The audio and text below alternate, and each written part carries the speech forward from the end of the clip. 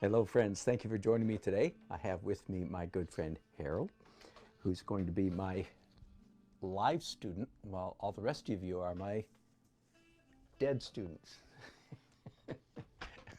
Okay, online students and one live student. Anyway, that's enough. Good to be back doing another Anatomy Masters, and let me show you who the Anatomy Masters are. You thought it was me, didn't you? Yeah, thanks. The masters of which I speak: George Bridgman, Jack Ham, and Andrew Loomis, known to his friends as Andy. So I call him Andrew. He's dead. He doesn't really care too much what I call him. Anyway, and today I want to go over three, maybe four, we'll see, three different distinct approaches to drawing the human head from the front. Of the three books, let's start with the oldest one, going back nearly 100 years, George Bridgman, again, master anatomy teacher at the Art Student League of New York. And this is the beginning of his chapter called The Skull. I'm just going to flip through a couple pages here for you real quickly to give you an overview.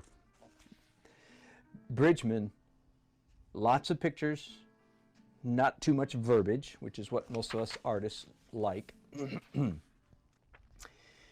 Bridgman's genius is that he over accentuates the geometry, the straight lines of the human anatomy.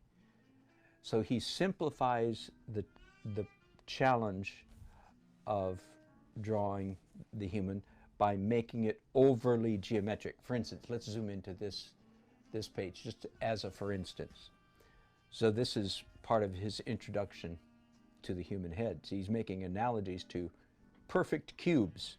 He compares this cube to that drawing, and that one, and that one, and that one, and that one. And even his rudimentary drawings of the human skull are, as you can see, very geometric. Now, why does that matter? Again, same thing here. Why does that matter? Because there is so much information in the human body that the biggest challenge we face as artists is just trying to remember it all. So let me put this aside for a minute and give you a couple. This is Dan Nelson now. When you're learning to draw anything by rote, that is by memory, R-O-T-E, right? When you're learning to draw by rote, there are several couplets that will explain the right way to do that. One is you want to move from simple to complex. In other words, start with something simple. You can't start here or you're just hopelessly confused from the get-go, so start simple. Likewise, start out large, and move to small. Okay? The large shapes, like you have to get the shape, say, of the torso before you start worrying about pecs and abs and lats and all those muscle words. Does that make sense? And then the third one, which really relates to Bridgman in particular. Now, really, all of these are subsets of simple and complex, but the third one I want to specify or pull out is one particular form of simple and complex. It is straight, and I'm still fighting a little cough here today, gang, so I'm sorry about that. You can get a little bit of coughing, not coffee, coughing with this broadcast. Straight to curved.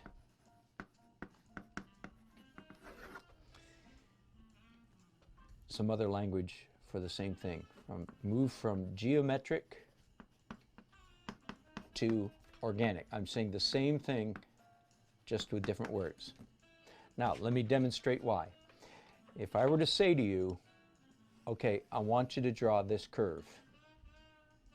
Take an hour and a half to replicate it by eyeball without any, that's about how long it would take if you wanted to replicate this exactly, right?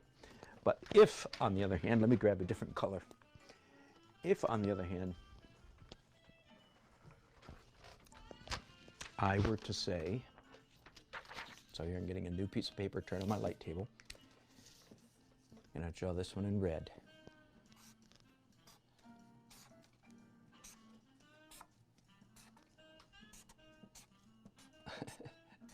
There are a lot of angles there. If, on the other hand, I were to say, no, draw that. I want a very, very accurate representation of that in 5 minutes. You could do that, right, Harold? Does that make sense? Yeah. You could do that because the mathematics of this is fairly simple, right? I mean, if it, literally, some of you love this kind of stuff, you know. Was it geometry class where we did this? Mm-hmm. You know, from a to, you know, so you can actually map this out mathematically, and it's quite simple. Whereas mapping this out, I mean, it's an infinite number of points on this curved line. Anyway, so if I said, draw this in 5 minutes, and then I said, now, just round it off. So let's do this experiment here. So another piece of paper, just folding it. Say, well, just take that now and round it off. Now, in theory, this curve should be, you know, not bad, right? It would have taken hours to replicate this exactly. It takes a few minutes to replicate this, and then you simply round this off. So anyway, that's the genius of Bridgman, is he takes all the curves of the human physique and over-angulates them, or over-geometrizes. Makes them overly geometric. All right. We're not actually going to draw too much of him. I wanted to show you Bridgman. I just want to show you this drawing right here. This one right here. And I was actually crazy enough the other night when I was downstairs watching TV with my grandchildren. I tried to build this out of Sculpey. Now, it's not exact. It's like, oh, wait a minute. This should be a, you know, I could start second guessing it. But let me close the book now and talk about this just for a few minutes. And to point out, with every different approach to the human head, we derive different insight. And I have never seen anybody else. Now, you can, in his drawings, he actually fleshes this out, but thank you. I didn't, thank you. I didn't take time to do the whole thing. I didn't want to use that much Sculpey. But here's two of his insights that are quite fascinating. He compares the cheekbones to a square tube. There's probably a name for that. You know, three-dimensional rectangle. This, as you can see. That's interesting and helpful. The real thing that is, in my opinion, the contribution of Bridgman is in seeing this part of the face. And you, like me, might think that's a very strange looking human being, as do I. But then when you see how he begins fleshing this out and turning into people, you say, oh, yeah, I can kind of see that. I can see how he makes that work. So does that make sense? That's all I'm going to do with Bridgman, is show you this. And the two insights are cheekbone compared to a box. Yeah, thank you. Elongated box. Thank you. And then the front of the face. One of the things that he's really careful to point out, you know, it's easy for us to, in a sense, to learn how to draw lips or a mouth, you know, something like that, right?